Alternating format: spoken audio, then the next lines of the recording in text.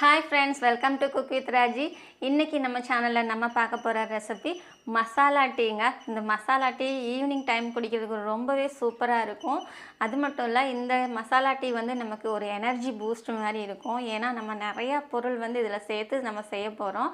வீடியோக்குள்ளே போகிறதுக்கு முன்னாடி நம்ம சேனலை சப்ஸ்கிரைப் பண்ணாமல் பார்த்துட்ருக்கீங்கன்னா சப்ஸ்கிரைப் பண்ணிடுங்க. அப்புறம் வீடியோவுக்கு மறக்காமல் லைக் பண்ணிடுங்க. ஸோ வாங்க வீடியோக்குள்ளே போகலாம். அந்த மசாலா டீ செய்கிறதுக்கு என்னென்ன எடுத்து வச்சுருக்கேன்னா, முக்கியமான பொருள் எல்லாமே எடுத்து வச்சுருக்கேங்க. மல்லி வந்து ஒரு 4 ஸ்பூன் அளவுக்கு எடுத்துருக்கிறேன். அதே மாதிரி சோம்பு ஒரு 4 ஸ்பூன் எடுத்துருக்கிறேன். கிராம்பு, இது மிளகு வந்து ஒரு 2 ஸ்பூன் எடுத்துருக்குறேங்க. கிராம்புங்கிறது நம்ம இந்த லவங்கம் சொல்லுவோம்ல அது.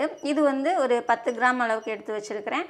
அதே மாதிரி 30 கிராம் அளவுக்கு ஏலக்காய் எடுத்துருக்கிறேன். சுக்கு ஒரு 50 கிராம் எடுத்து வச்சுருக்கிறேங்க. இந்த சுக்கு வந்து அப்படியே போடக்கூடாது, நம்ம இதை நல்லா தட்டி போடணும். அப்புறம் பட்டை ஒரு 2 சுருள் பட்டை இந்த சைஸில் இருக்கிறத எடுத்து வச்சுருக்கிறேன். நம்ம இது பட்டை போடும்போது ரொம்பவே நல்லாயிருக்கும். இது நம்ம சாதா பட்டை இருக்குது, அது போடக்கூடாது, இந்த மாதிரி சுருள் பட்டை தான் போடணும். அப்புறம் ஜாதி பத்திரி இது 2 எடுத்து வச்சுருக்குறேங்க. ஒருவேளை உங்ககிட்ட ஜாதிக்காய் இருந்துச்சுன்னா ஜாதிக்காய் போட்டுக்கோங்க, அது இன்னுமே நல்லாயிருக்கும். என்கிட்ட ஜாதிக்காய் இல்லைன்றதுனால நான் ஜாதி பத்திரி பூ யூஸ் பண்ணியிருக்கேன். ஸோ இது எல்லாம் நம்ம கொஞ்சம் நல்லா வறுத்து எடுத்துக்கலாங்க. அப்படியே அரைக்கக்கூடாது, இதை வறுக்கணும். சுக்கு மட்டும் வறுக்க தேவையில்லை, சுக்கு அப்படியே எடுத்து வச்சுட்டு தட்டிக்கலாம்.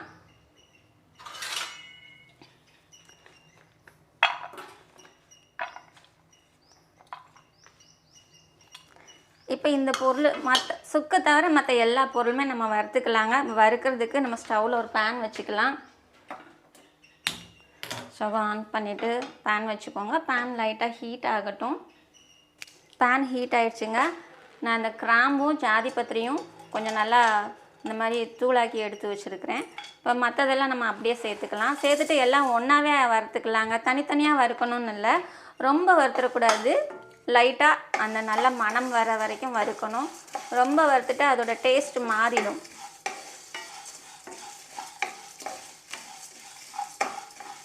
பேன் சூடானதுக்கப்புறம் ஸ்டவ்வை சிம்மில் வச்சுக்கோங்க.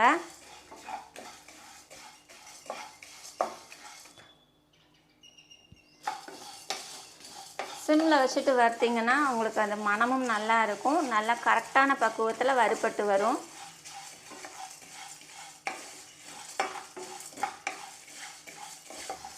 கலர் மாறலைங்க, ஆனால் நல்லா அந்த வறுபடுற மனம் சூப்பராக வருது. நல்லா சூடும் ஆயிடுச்சு. இங்கே பாருங்கள், நல்லா சூடாயிடுச்சு. இப்போ இதை நம்ம ஸ்டவ்வை ஆஃப் பண்ணிக்கலாம். ஆஃப் பண்ணிவிட்டு இந்த சூட்லேயே ஒரு 5 நிமிஷம் அப்படியே விட்டுறலாங்க. ஸ்டவ்வை ஆஃப் பண்ண உடனே கையை எடுத்துடாதீங்க. கொஞ்சம் அந்த நம்ம பேன் ஆறுற வரைக்கும் நல்லா இந்த மாதிரி வறுத்துக்கோங்க. அந்த சூடில் பேன் சூட்லேயே வறுக்கும் போது இன்னும் நல்லா இருக்கும். கரெக்டான பக்குவத்தில் வறுத்து வந்துடும்.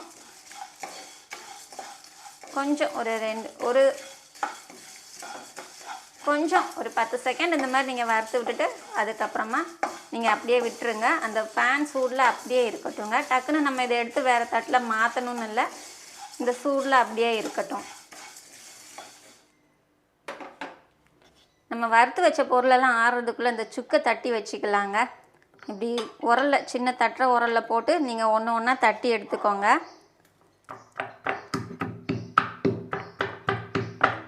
பாருங்கள், சுக்கு இந்த அளவுக்கு எல்லாத்தையும் தட்டி எடுத்து வச்சுருக்கிறேன். இதை நல்லா எடுத்து இந்த மாதிரி பிரித்து விட்டுக்கோங்க. எடுத்துகிட்டு இதை நம்ம வறுக்க தேவையில்லை, அப்படியே நம்ம இதை மிக்ஸி ஜாரில் போட்டுக்கலாம்.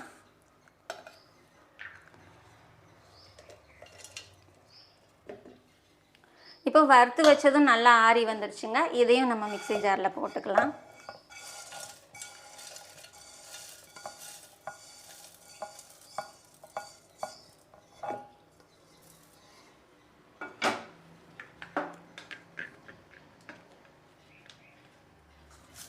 இது நல்லா பவுட்ரு பண்ணிடலாங்க. ரொம்ப நைஸாக பவுட்ரு பண்ணக்கூடாது, ரொம்ப அப்படியே இருக்கக்கூடாது. கொஞ்சம் அந்த திரையாக இருக்கணும். நான் அரைச்சிட்டு வந்து காட்டுறேன். பாருங்கள், அரைச்சிட்டு வந்துட்டேன். எவ்வளோதாங்க, சீக்கிரமாக அரைஞ்சிரும். 1 நிமிஷம்தான், நல்லா அரைஞ்சிரும். பாருங்கள், இந்த மாதிரி இருக்கணுங்க. ரொம்ப நைஸாகவும் இல்லாமல் ரொம்ப திரையும் இல்லாமல் இந்த மாதிரி இருக்கணும். இதை வந்து நம்ம ஒரு டப்பாவில் போட்டு வச்சுக்கலாம்.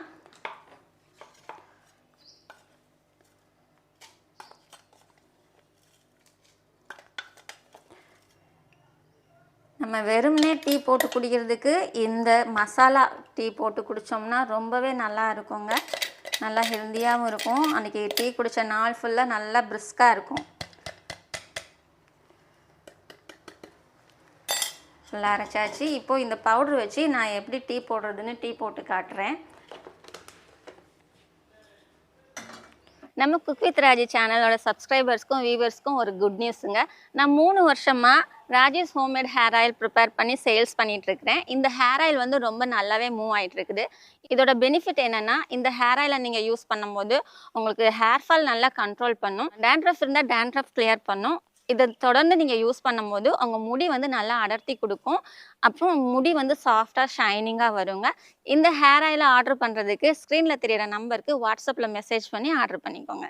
நான் இன்றைக்கி 2 கப் டீ போட போகிறேங்க. 2 கப் டீ போடுறோன்னா அதுக்கு 1 கப் தண்ணி சேர்த்துக்கலாம். நான் 1 டம்ளர் தண்ணி சேர்த்துருக்குறேன். இப்போ தண்ணி நல்லா கொதி வரட்டும். ஸ்டவ் பற்ற வச்சுட்டு தண்ணி கொதி வரட்டும். இப்போ தண்ணி லைட்டாக கொதி வர ஆரம்பிச்சிருச்சுங்க. இது நான் ஒரு சின்ன ஸ்பூனில் 1 ஸ்பூன் அளவுக்கு டீ தூள் போட்டுக்கிறேன். இந்த டீ தூள் கூடவே நம்ம அரைச்சி வச்ச இந்த மசாலா பவுடரும், டீ மசாலா பவுடர், இதுவும் 1 ஸ்பூன் போட்டுக்கிறேங்க. இப்போ இது நல்லா கொதி வரட்டும். ஒரு 2 நிமிஷம் நல்லா கொதிக்கணுங்க. அந்த டீ தூள் அந்த எசன்ஸும் இறங்கணும். அப்புறம் நம்ம போட்டிருக்கோம்ல இந்த டீ மசாலா பொடி, அதோட எசன்ஸும் நல்லா இறங்கணும். அதுக்கு ஒரு 2 நிமிஷம் நல்லா அந்த தண்ணியை கொதிக்க விடுங்க. கொதித்ததுக்கப்புறமா நம்ம பால் சேர்த்துக்கலாம். 2 நிமிஷம் நல்லா கொதி வந்துருச்சுங்க. நம்ம ஊற்றின தண்ணி 1 கப் தண்ணி ஊற்றுருந்தோம் இல்லையா, அந்த 1 கப் தண்ணி வந்து 3/4 கப்பாக வற்றி வர்ற அளவுக்கு நல்லா கொதிச்சிருச்சு. இப்போ இதில் நான் ஒரு 3/4 கிளாஸ் அளவுக்கு பால் எடுத்து வச்சுருக்கேங்க. இந்த பாலையும் சேர்த்துக்கலாம். பால் சேர்த்துட்டு இது ஒரு 2 நிமிஷம் நல்லா கொதி வரட்டுங்க. இது ஒரு 2 நிமிஷம் கொதி வந்தால் தான் அந்த டீயில் வந்து நல்லா எசன்ஸ் எல்லாம் நல்லா இறங்கும். டீ நல்லா டேஸ்ட்டாக இருக்கும், நல்லாவும் இருக்கும். 2 நிமிஷம் நல்லா கொதிச்சிருச்சுங்க. இப்போ இதை நம்ம ஸ்டவ் ஆஃப் பண்ணிவிட்டு ஃபில்டர் பண்ணிக்கலாம்.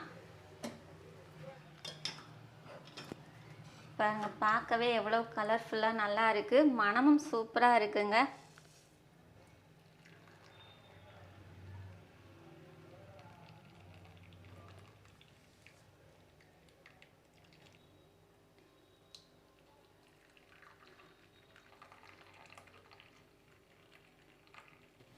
இப்போ இதில் நம்ம இனிப்புக்கு நாட்டு சக்கரை சேர்த்துக்கலாங்க. White sugar சேர்க்காதீங்க.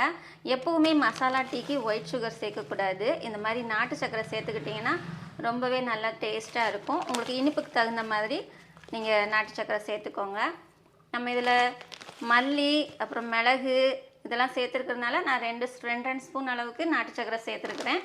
சேர்த்துட்டு இது நம்ம லைட்டாக கலந்து விட்டுக்கலாம்.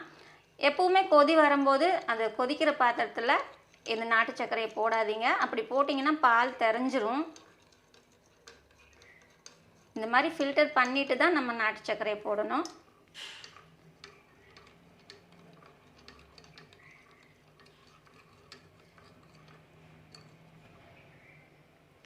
இப்போ சூப்பராக நல்லா கலந்து வந்துருச்சுங்க.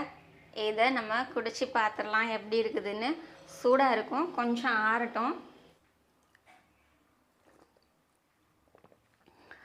அப்பா, டேஸ்ட்டு சூப்பராக இருக்குங்க. நீங்களும் இந்த மசாலா டீ ட்ரை பண்ணுங்கள். ரொம்பவே டேஸ்ட்டாக இருக்கும். உடம்புக்கு நல்ல ஒரு புத்துணர்ச்சியை கொடுக்கும். ஈவினிங் டைமில் நீங்கள் எப்போ டீ போட்டாலும் நார்மலாக நம்ம டீ தூள் மட்டும் போடுறதுக்கு பதிலாக இந்த மாதிரி மசாலா பவுடர் நம்ம போட்டு யூஸ் பண்ணோன்னா ரொம்பவே நல்லா இருக்கும், ஹெல்த்தியாக இருக்கும். ஸோ இந்த வீடியோ உங்களுக்கு ரொம்பவே யூஸ்ஃபுல்லாக இருக்கும்னு நினைக்கிறேன். வீடியோ பிடிச்சிருந்தா வீடியோவுக்கு லைக் பண்ணிடுங்க. அப்புறம் நம்ம சேனலை சப்ஸ்கிரைப் பண்ணாமல் பார்த்துட்டு இருக்கீங்கன்னா சப்ஸ்கிரைப் பண்ணிடுங்க. சமையல் எதுவானாலும் ரசித்து சமைங்க, ருசித்து சாப்பிடுங்க. மறுபடியும் அடுத்த வீடியோவில் இன்னும் சூப்பரான ரெசிபியோட பார்க்குறேங்க. பாய்.